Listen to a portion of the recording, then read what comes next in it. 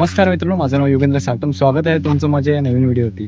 तर मित्रांनो, मी आलो आहे कोकणात आणि कोकणात आल्यावर तुम्हाला माझ्या काहीतरी इंटरेस्टिंग आणि इन्फॉर्मेटिव्ह व्हिडिओ मी तुमच्यापर्यंत आणण्याचा प्रयत्न करत असतो. सो आत्ता मी आलो आहे पामरड या गावात कुडाळमध्ये. नानीचं वाडो तुम्हाला माहीतच असेल. नानीचं वाडो हे एक प्रसिद्ध ॲग्रो टुरिझम प्लेस आहे, जिथे तुम्हाला शाश्वत जीवनशैली जगायला मिळते, अनुभवायला मिळते. सो आजचा हा व्हिडिओ असणार आहे. मी स्वतः इकडे नानीच्या वाडीत राहणार आहे 2 दिवस आणि या 2 दिवसात मी जो काही इथला अनुभव घेणार आहे. मुळात मी कोकणातला असल्यामुळे आमचं जे पूर्वीचं जुनं घर होतं, तर त्याही घरात मी असंच जीवनशैली मी जगलो आहे आणि अनुभवली आहे. परंतु हा व्हिडिओ अशा लोकांसाठी आहे, की ज्यांना अशी कोकणात राहून अशा मातीच्या घरात आणि नानीच्या हातचं जेवण, कोकणातलं पद्धतीचं जेवण जेवायचं असेल, तर नानीचं वाडो हे नवीन एक प्लेस तुमच्यापर्यंत आली आहे ॲग्रो टुरिझमच्या माध्यमाने. सो इथे तुम्हाला ज्या काही गोष्टी अनुभवायला मिळणार त्या गोष्टी या व्हिडिओमध्ये तुम्हाला बघायला मिळतील. सो व्हिडिओ शेवटपर्यंत बघा आणि आपल्या चॅनलवर जर कोण नवीन असेल ना, तर चॅनल सबस्क्राईब करायला विसरू नका, जेणेकरून मी कोकणात आलो की कोकणातल्या रिलेटेड सगळ्या गोष्टी दाखवण्याचा प्रयत्न करत असतो. आजी काय रायता बनवत आहे? हो, रात्री म्हणायला लागली ती आजी रायता बनवा. तर म्हटलं हा बनवे.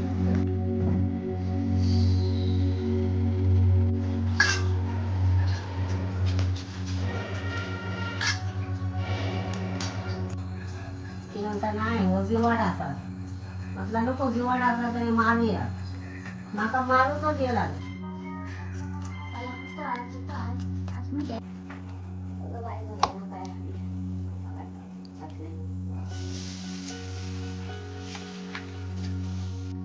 तर मित्रांनो, नाणेच्या वाड्यात येण्याचं एक कारण म्हणजे इथली शाश्वत जीवनशैली जगणं. पण त्या व्यतिरिक्त मी गौरीसोबत इथे आलो होतो, कारण एक वेगळी गोष्ट इथे एक्सप्लोअर करायची होती गौरीसोबत. तर गौरीच सांगेल आपल्याला काय नक्की ते. सो खूप दिवसापासून मी आणि स्मितेश दादा एकमेकांशी कनेक्ट करतो इंस्टाग्रामवरती. मी त्याचं प्रोफाईल पाहिलं होतं. नानीचं वाडो हे त्यांचं इंस्टाग्राम प्रोफाईल आहे. आणि ॲग्रो टुरिझम म्हणजे काय तर त्यांचं म्हणजे स्वतःचं राहतं घर त्याच्यात येऊन एक्सपिरियन्स करणं. आता त्याच्याबद्दल तर तेच सांगतील, पण माझा असा पर्सनल एक्सपिरियन्स जो मला घ्यायचा होता तो म्हणजे आता कोकणात बरीच घरं स्लॅबची झाली, सिमेंटची झाली, तर मातीची चिरामातीची घरं जी आहेत ती खूप कमी बघायला मिळतात. म्हणजे माझ्या स्वतःचं आजीचं घर आहे चिरामातीचं, पण ते सुद्धा आता रेनोव्हेट होणार आहे. तर असे काही डेव्हलपमेंट्स होत आहेत कोकणात. तर त्या ज्या भिंती आहेत त्याच्यामध्ये पिढ्यानपिढ्या राहिलेली लोक आहेत आणि खूप मेमरीज आहेत. तर त्या भिंतींना सिक्युअर करणं, त्यांना जपणं हे आपलं काम. तर वी ॲज अ आर्टिस्ट म्हणजे मी आणि माझा मित्र आहे रोहित, आम्ही दोघेही आर्टिस्ट आहोत. आणि आम्हाला असं वाटलं की काही म्युरल्स, पेंटिंग्स त्या वॉल्सवरती कराव्यात, जेणेकरून ती वॉल अजून सुंदर दिसेल. कारण इथे बरेच टुरिस्ट येतात, पर्यटक येतात आणि त्यांना ही वास्तू खूप प्रचंड आवडते. तर ती असे पेंटिंग्स करायचे जे त्यांना कम्फर्टेबल करतील इथे राहण्यासाठी. सो तोच आमचा प्रयत्न सुरू आहे. अजून आत्ता तर सुरू केला आहे, पण या ब्लॉगमध्ये लास्टपर्यंत कळेल की तो प्रयत्न कसा पार पाडलाय किंवा काय. बघता बघता दुपारची जेवणाची वेळ झाली. मग काय, आजीने बनवलेली मुगाची आमटी, भात, फ्लॉवरची भाजी, भाकरी, सोबत स्पेशल आंब्याचा रायता, पापड आणि चवीला लोणचं देखील होतं. जेवण झाल्यावर पुन्हा एकदा आर्टवर्कला सुरुवात करण्यात आली. गौरी आणि रोहितमुळे आम्हाला आर्टवर्क अनुभवायला देखील मिळालं. तर मित्रांनो, हे बघा, शेणाने ही बॉल सारून झालेली आहे. ही बॉल ही पूर्ण गेरूने सारून झालेली आहे, लाल मातीने. आणि खाली आता असं एक टेक्स्चर त्यांनी दिलेलं आहे. ही खाली जो शेणाचा पार्ट त्यांनी दिलेला आहे आणि ह्याच्यावर थोडंसं काही आर्टवर्क होईल. मातीच्या भिंती पूर्णपणे सारून झाल्यानंतर गौरी आणि रोहित यांनी आपल्या कल्पकतेने त्याच्यावरती सुंदर चित्रे काढण्यास सुरुवात केली. त्यांच्यासोबत बुंडूनेही उत्साहाने सहभाग घेत ही मजेशीर ऍक्टिव्हिटी मनापासून एन्जॉय केली. आम्ही जेवणाच्या तयारी लागल्या आणि आम्ही संध्याकाळची थोडीशी नाश्ता भेळ भेळ बनवून लागलो. खाण्याची तयारी झालं, आम्ही जेवणाची झालं.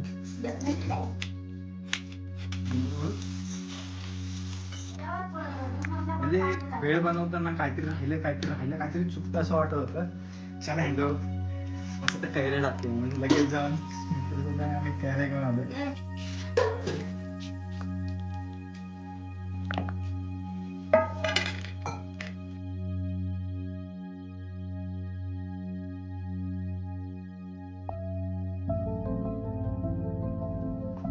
दिवसभराच्या कामानंतरचा सारा थकवा दूर करण्यासाठी आम्ही जवळच्या नदीकाठी पोहायला गेलो. निसर्गाच्या कुशीत शांत आणि प्रसन्न वातावरणात पोहताना मन अगदी ताजेतवाने झाले. त्या क्षणी सगळ्या चिंता आणि धावपळ विसरून फक्त निसर्गाचा आनंद अनुभवता आला.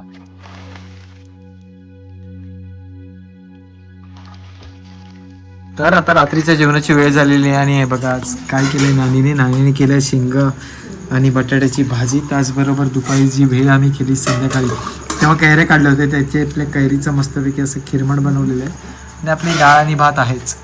डाळ नाही आहे, मसूरची आमटी, सॉरी मसूरची आमटी आहे. तर मसूरची आमटी पण आहे. सो जेवून घेतो, भूक लागली खूप. नानीच्या वाड्यात 2 दिवस घालवल्यानंतर सकाळी तिथून निघताना मनात असंख्य सुंदर आठवणी साठल्या होत्या. त्या आठवणींची शिदोरी सोबत घेत आम्ही प्रवासाला निघालो. मात्र या ऐतिहासिक वाड्याबद्दल आणि त्यांच्या समृद्ध वारशाबद्दल अजून जाणून घेण्याची उत्सुकता कायम होती. म्हणूनच मितेश सोबत संवाद साधत नानीच्या वाड्याच्या इतिहासाच्या आणि वैशिष्ट्यांच्या आणखी काही रंजक गोष्टी जाणून घेण्याचा मी प्रयत्न केला. तर नानीचा वाडो हा आता सध्या एक ॲग्रो टुरिझम म्हणून प्लेस ही आता सध्या महाराष्ट्रात प्रसिद्ध आहे आणि बरेचसे पर्यटक लांबून लांबून इथे व्हिजिट करतात. पण हा जो नानीचा वाडो आहे, हा नानीचा वाडो कसा ह्याची सुरुवात झाली आणि ही संकल्पना कशी आहे याची सर्व आज आपण माहिती जाणून घेऊया. आपल्यासोबत आहेत स्मितेश दादा. तर स्मितेश दादा, मला सांगा ना की ही जी संकल्पना तुम्हाला कशी वाटली, कशी सुरुवात केली तुम्ही, तुमची सुरुवात कशी होती? नमस्कार योगेंद्र दादा. पहिल्यांदा तर मी तुमचं स्वागत करतो, कारण तुम्ही इथे आलात आणि आमच्यासोबत जे 2 दिवस घालवलेत तर ते एक वेगळा अनुभव होता. बरंच काही तुमच्याकडनं शिकायला मिळालं, तर ते मी माझ्या म्हणजे कायम लक्षात राहील. नानीचा वाडो आता तुम्ही सगळेजण सोशल मीडियावरती बघता की इथे बरेचसे पर्यटक येतात किंवा बरेचसे कुटुंब येतात आणि ते इथे आपल्या मातीच्या घरात राहतात आणि व्हिडिओतून आपल्याला दिसत असेल की ते एक वेगळ्या पद्धतीचं जेवण, कोकणी पद्धतीचं, इथल्या शेतीमध्ये, इथल्या जंगलांमध्ये किंवा मातीच्या घरांमध्ये, वाड्यांमध्ये असं आपण फेरफटका मारतो, जेणेकरून एक जुनं जे लाईफस्टाईल होतं ते लोकांना इथे अनुभवायला मिळतं. तर याच्या सुरुवातीचं जर का बोलायला गेलं तर सुरुवात याची कशी झाली, तर मग मी माझ्यापासून सुरुवात करतो की माझं नाव स्मितेश सुनील तांबे आणि मी मुंबईला राहणार होतो. माझं मूळ घर हेच, म्हणजे जिथे माझा जन्म झाला. आज जो नानीचा वाडो म्हणून आहे तर तिथे माझा जन्म झाला आहे. तर त्या घराशी एक वेगळंच नाळ आधीपासून जन्मापासूनच जोडलेलं होतं. अलीकडच्या काळात थोडासा दुर्लक्ष झालं होतं आणि आपल्याला माहिती आहे की मातीची घरा मधल्या काळात तर काही त्याला इम्पॉर्टन्स नव्हताच. त्यामुळे आमच्याकडनंही त्या घरावरती दुर्लक्ष झालं होता. मोडकळी चाललेलं घर होतं. माझं बॅकग्राऊंड हॉटेल मॅनेजमेंटचं आहे, त्याच्यामुळे मी हॉस्पिटॅलिटी काय असते हे मला माहिती आहे प्रॉपर. तर मी हॉटेलमध्ये जॉबही करत होतो आणि 2024च्या मार्च एप्रिलमध्ये मी गावी आलो 8 दिवसांच्या सुट्टीवरती आणि ते सगळं बघितलं तर घर पडकं होतं आणि आता त्याचा इम्पॉर्टन्स कळायला लागला होता. त्यामुळे मला असं कुठेतरी वाटलं की आपण हे घर वाचवलं पाहिजे. आणि ते घर वाचवत असताना मी जवळजवळ 6 ते 7 महिने घालवले इथे, जिथे मी स्वतः बॅकडेटा डिझाईन केलं, कंपनी सोडली, मुंबई सोडली आणि गावी येऊन राहिलो. 6-7 महिन्यांचा हा पूर्ण प्रवास होता, जिथे मी घर पुन्हा जसं मी 6वीला असताना जसं गाव सोडलं होतं तर तसं घर मला पुन्हा क्रिएट करायचं होतं आणि म्हणून मी तशा पद्धतीने वाटचाल चालू ठेवली आणि छप्पर केलं, मग पडवी केली, मग भिंतींना गिलावा काढला, शेणाने सारवलेली जमीन प्लेन केली. अशा बऱ्याचशा गोष्टी मी आजीसोबत राहून केल्या आणि महत्त्वाचा फॅक्टर आजीच आहे. जर आजी नसती किंवा आजीने ती मेहनत नसती घेतली तर मला नाही वाटत की आज नानीचा वाडो हा तुमच्यापर्यंत पोहोचला असता. तर तिथून ते सुरुवात होती की घर वाचवलं आणि त्या घरालाही वाटलं की माझा कोणीतरी आलाय आणि त्याला इथे आपण खेळवलं पाहिजे. जसं त्याचं बालपण गेलं तसंच त्याला आताही वाटलं पाहिजे आणि म्हणून मला वाटतं त्या घराने माझ्यावरती कृपा केली असेल. सो आज खरंच ऍक्च्युली आम्ही आज हे जे घर बघतोय एकदम जिवंत घर बघतोय आणि अतिशय एकदम सुखी घर आम्ही बघतोय आणि जिथे आता आम्ही 2 दिवस राहिलो आम्हाला पण एक सुखद अनुभव भेटला. पण तुमच्या बरोबर आता बरेचसे पर्यटक जुळले आहेत, तर तुमचे पर्यटकांबरोबरचे अनुभव, तर तुम्ही असे कोणते पर्यटक अपेक्षित करता की इथे ते चांगले म्हणजे एन्जॉय करू शकतात, इथे हे लाईफ जगू शकतात? कसं आहे ना की प्रत्येकामध्ये एक साधेपणा असतो, पण तो शोधावा लागतो. आणि आपण म्हटलं ना किती आपण लक्झरी लाईफस्टाईलकडे चाललोय, पण तरी पण प्रत्येकाच्या मनात एक साधेपणा असतोच आणि त्याला नेहमी साधं जीवन जगायचं असतं, पण तो इतरांमुळे जगत नाही. कारण काय, अरे मी आता मातीच्या घरात राहिलो तर लोक काय म्हणतील, मी आता चुलीवरचं जेवण जेवलो तर का लोक काय म्हणतील, मी खाली झोपलो चटई घालून किंवा शेणाने सारवल्या जमिनीवर झोपलो तर लोक काय म्हणतील, हा कुठेतरी थोडासा एक दबाव असतो, एक प्रेशर असतो. त्याच्यामुळे बऱ्याच वेळा लोक साधं जीवन जगण्यासाठी लाजतात. तर मला तरी असं वाटतं की तुम्ही ते साधं जीवन जगून बघितलं पाहिजे, कारण त्याच्यामध्ये एक शब्द आहे, तो तुम्हाला बाकी गोष्टींमध्ये मिळत नाही, तो म्हणजे आनंद. आनंद हा शब्द खूप छोटा आहे, पण त्याच्या ज्या भावना असतात किंवा तो अनुभव असतो ना, तो खूप मोठा असतो.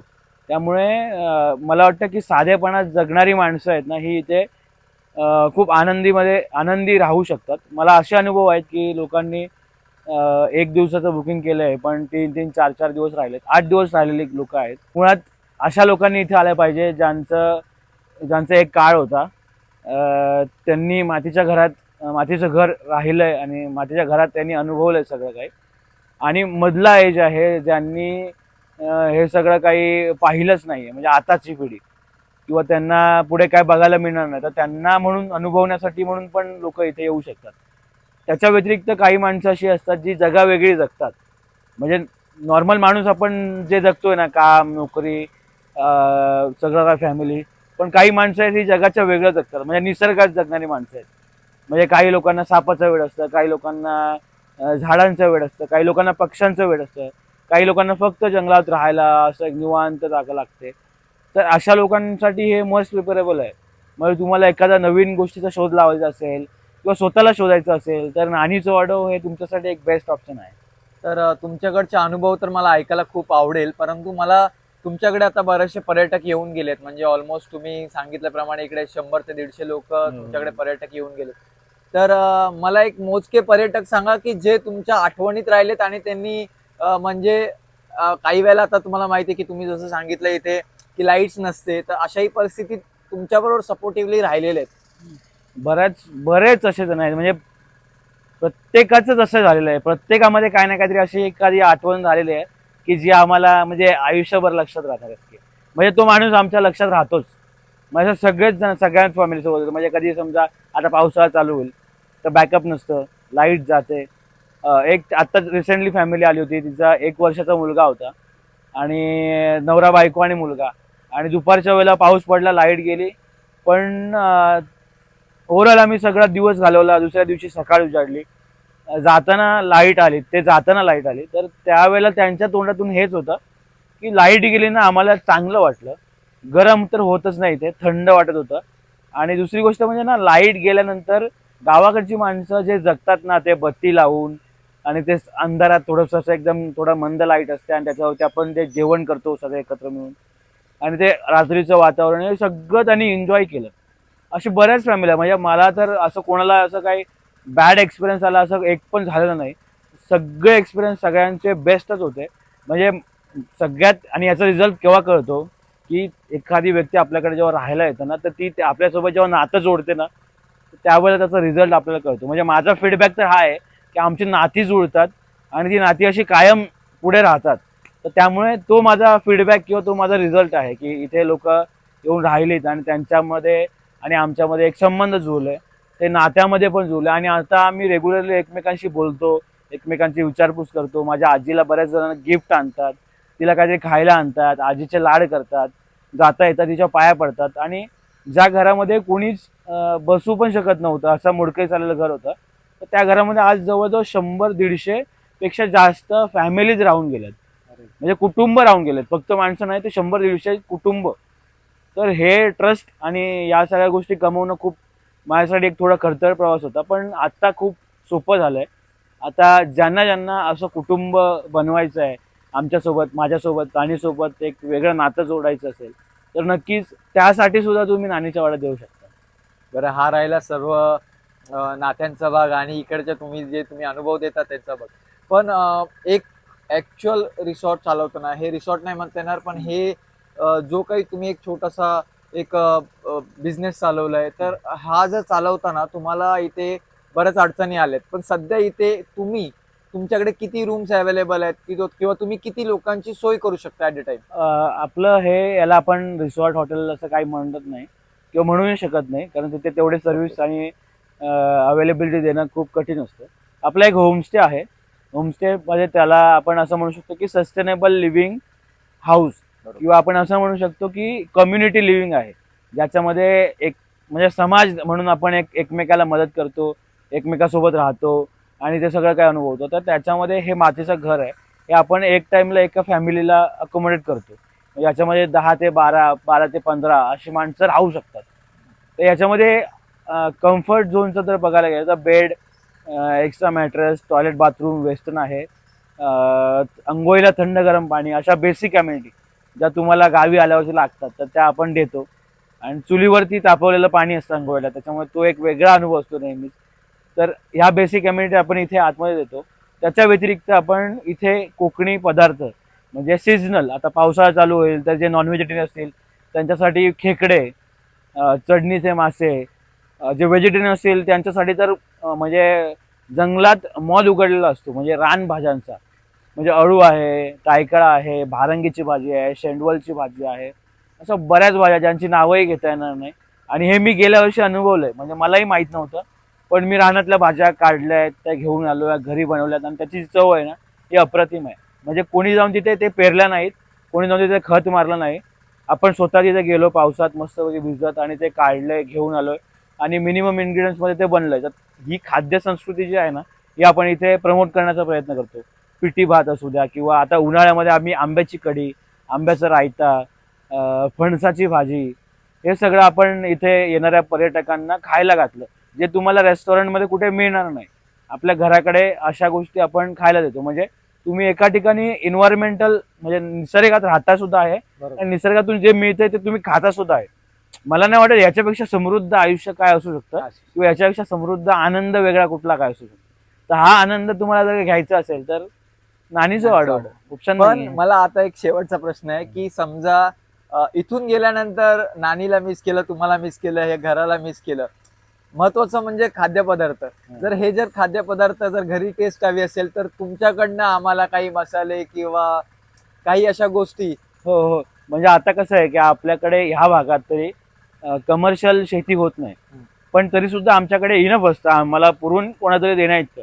इथं तुम्ही आलं तर तुम्हाला नाचणी आहे, कुळीज असतं, कुळाचं पीठ आहे, किंवा उकडा तांदूळ आहे, ज्या सीझन वाईज ज्या गोष्टी आपल्याकडे, कोकम असतं, कोकम आगळ असतं, तर आपण ते तुम्हाला जे काही आपल्या घरात बनलंय ना जेवढ्या क्वांटिटीमध्ये असेल ते आपण तुम्हाला देऊ शकतो. आणि इन फ्युचर प्लॅन चालू आहे की आपण ते कसं वाढवू जेणेकरून लोकांपर्यंत ते अधिक पोहोचेल आणि प्युअर आहे ते पोहोचेल. ग्रेट. तर मित्रांनो, नानीचा वाड्याचा हा जो एक्सपिरियन्स आहे हा खूप बेस्ट होता. बराच सारा अनुभव, बऱ्याच साऱ्या आठवणी आता आम्ही घेऊन चाललेलो आहोत. तर नानीच्या वाड्यात जर तुम्हाला यायचं असेल तर स्मितेश दादाचा नंबर तुम्हाला स्क्रीनवर दिसत असेल, मी डिस्क्रिप्शनमध्ये पण देखील याचा ॲड्रेस आणि माहिती देतो.